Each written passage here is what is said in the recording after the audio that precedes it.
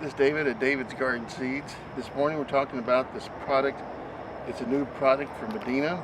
I was up here talking to Mr. Frankie the other day and asked him if we had anything to put on trees. Frankie, of course, is the owner of Medina, and they're just 40 miles up the street from us, so I can get my fertilizer from them.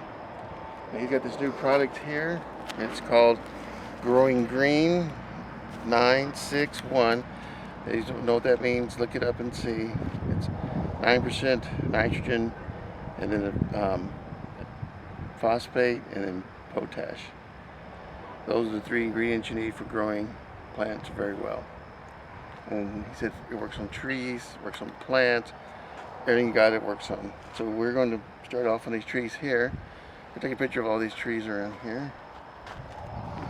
We're going to put this 1 cup on all of our rows, hopefully. And then we're going to monitor and see if they look like they're doing any better. Looks like we have quite a few dead trees out here we're going to have to replace. Alright. And so this is called Growing Green 961 from Medina. And it's all natural, organic, manure free with low odor. Can't talk anymore.